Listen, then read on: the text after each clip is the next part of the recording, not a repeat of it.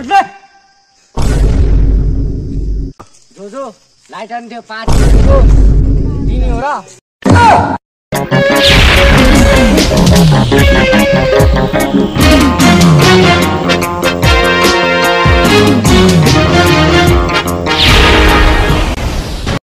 थाम्ता हो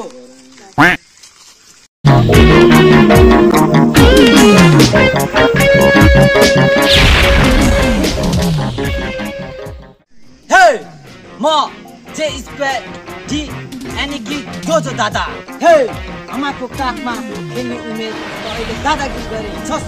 हे मिस्टर जोजो अब तेरो दिन गयो बैशाखी टेकेर हिँड्ने उमेरमा तेरो दादागिरी चल्दैन अबको दिन बाबाको मात्र बाबाको हे आफ्नो एरियामा कुकुर पनि बाघ हुन्छ बाघ त्यसैले त धम्की दिन्छस् हे धम्की हैन धम्की यो तलाई मेरो चेतावनी हो 12 इन्चको खुकुरी देखेछस् नि हे त मलाई उल्लु सम्झिछस् छ संसारमा 6 इन्चीको मात्र खुकुरी हुन्छ 12 इन्चीको कहाँ आयो के त साले जुनिसिन हो ल ल ठीक छ समय पनि तेरो ठाउँ पनि तेरो भन कहाँ लड्छस् त आफै भन कहाँ लड्छ छाला त्यसो भए आजको युद्ध यही गरौँ मलाई थाहा छ यो एरिया तेरो हो मलाई थाहा छ यहाँ लाङखुट्टेको घारी घारी छ लाङखुट्टेको घारी घारी छ त्यसैले म यो लाङखुट्टे घारीमा लड्न चाहन्न भन्न त कहाँ भिड्छस् त्यसै भए भोलि 12 बजे खल्टे गैरामा ल त्यसो भए म भोलि खल्टे गैरामा आउँछु खल्टे गैरामा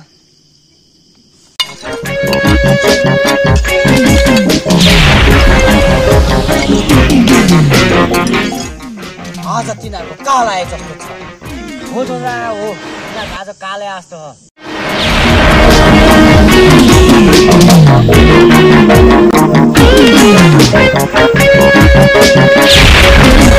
बाबा जोजोको ग्याङहरु हतियार सहित आउँदैछ के रे कस्तो हतियार ल्याएको छ तिनीहरूले खोइ दादा मैले त डालोहरु पर्ने मात्र देखेँ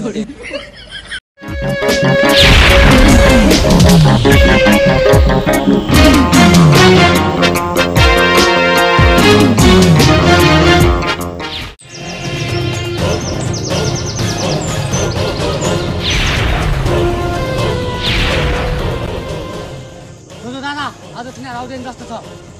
चुप राख तिनीहरू अब एकछिनमा आउँछ तिनीहरूलाई अघि मैले फोन गरेको छु अहिले बाधा दे छ रे ढुक्क भएर बस्छ केटा हो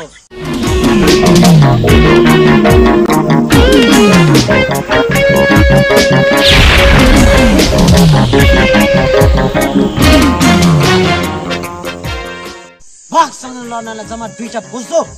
हे साले के को बोसो पाडाको कि पाडीको बाबा तैँले बाघ मुखमा हात हाल्दैछस् त्यो बाघको बोसो त्यो त अहिले थाहा हुन्छ मैले पुलिस बोलाइसकेछ